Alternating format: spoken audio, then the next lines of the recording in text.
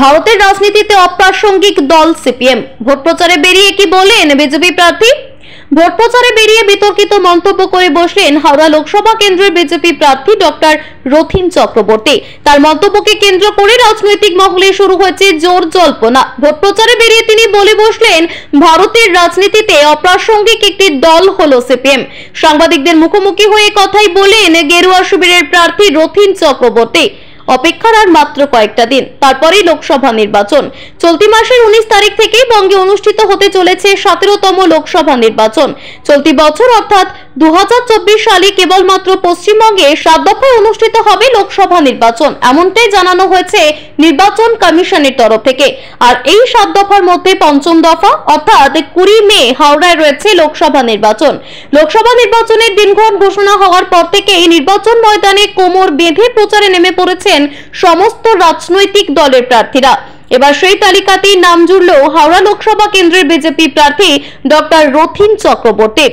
তবে কেবলমাত্র কিন্তু লোকসভা নির্বাচনের প্রচারের জন্য খবরের শিরোনামে যে তিনি উঠে এসেছেন এমনটা ভাবলে একেবারেই ভুল হবে। বরং তিনি উঠে এসেছেন এক বিতর্কিত মন্তব্য করে। তীব্র গরমে নাজেহাল অবস্থা বঙ্গবাসীর, বাড়ি থেকে বেরোনোটাই যেন দায় হয়ে উঠেছে। কিন্তু তা বলে তো আর চলবে না, কারণ পাখির চোখ লোকসভা নির্বাচন। তাই তীব্র গরম এবং প্রখর রোদকে উপেক্ষা করে এই ভোট প্রচার সারছেন বিভিন্ন রাজনৈতিক দলের প্রার্থীরা। অন্যান্য সকল রাজনৈতিক প্রার্থীদের মতোই শনিবার সকালে ভোট প্রচারে বেরিয়ে পড়লেন হাওড়া লোকসভা কেন্দ্রের বিজেপি প্রার্থী রথীন চক্রবর্তী। শনিবার সকালে বেলুর মঠ থেকে বালি এবং বেলুর এলাকাতে নির্বাচনী প্রচার শুরু করেন বিজেপি প্রার্থী রথীন চক্রবর্তী। আর তারপরেই সংবাদ মাধ্যমের মুখোমুখি হয়ে তিনি করে বসেন এক বিতর্কিত মন্তব্য, যে মন্তব্যকে কেন্দ্র করে ইতিমধ্যেই রাজনৈতিক মহলে পড়ে গিয়েছে শোরগোল, শুরু হয়েছে জোর জল্পনা। এদিন সংবাদ মাধ্যমের মুখোমুখি হয়ে বাম নেতৃত্বকে আক্রমণ করতে গিয়ে সদর হাওড়ার বিজেপি প্রার্থী ডক্টর রথীন চক্রবর্তী বলেন, সিপিএম এর সার্টিফিকেট আমাদের চাই না। ভারতের রাজনীতিতে সিপিএম একটা অপ্রাসঙ্গিক দল, তাদের অস্তিত্ব এবং শক্তি সব নিশ্চিহ্ন হয়ে গিয়েছে। তাই তাদের কথা উত্তর দেওয়ার যে প্রয়োজনীয়তা রয়েছে এমনটা আমি মনে করি না।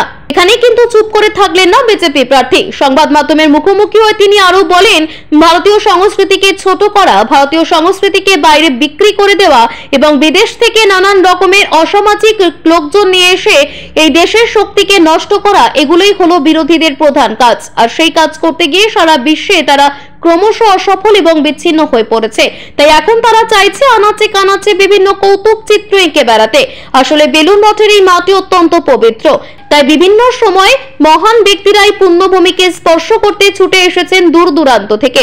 আমরা যে সংস্কৃতিকে বিশ্বাস করি, আমাদের প্রধানমন্ত্রী যে সংস্কৃতিকে বিশ্বাস করেন, সমগ্র ভারতকে পরিবার মনে করে তিনি তার নেতৃত্বে যে উচ্চতায় নিয়ে গেছেন, মানুষ আমাদের সে কারণে মন থেকে বরণ করে নিচ্ছেন। এদিন ভোট প্রচারে বেরিয়ে বিজেপি প্রার্থী রথীন চক্রবর্তী বেলুর মঠ সম্পর্কে বলতে গিয়ে বলেন, এটি হচ্ছে ভারতের তথা পৃথিবীর সবথেকে বড় দর্শনীয় এবং সবথেকে ভালো জায়গা। বিপ্লবের স্থান হিসেবেই পরিচিত এই জায়গা। স্বামী বিবেকানন্দ এখান দিয়ে বসে বিপ্লব শুরু করেছিলেন হিন্দু সনাতন ধর্মকে নিয়ে। আর বিরোধীরা যেভাবে প্রধানমন্ত্রীর কৌতুক চিত্র দেওয়ালে দেওয়ালে এঁকে বেড়াচ্ছেন, তাতে মনে হচ্ছে বিরোধীরা ভারতীয় সংস্কৃতিকে ছোট করছেন এবং বিক্রি করে দিতে চাইছেন। সিপিএম এর সার্টিফিকেট আমাদের প্রয়োজন নেই। ভারতের ক্ষেত্রে একটি অপ্রাসঙ্গিক দল, তাদের নিয়ে আমরা বিশেষ কথা বলতে চাই না। আগামী যে সংসদ তৈরি হতে যাচ্ছে সেখানে সিপিএম এর অস্তিত্ব শক্তি সম্পূর্ণভাবে নিশ্চিহ্ন, তাদের কথার আলাদা করে উত্তর দেওয়ার আমরা প্রয়োজন মনে করি।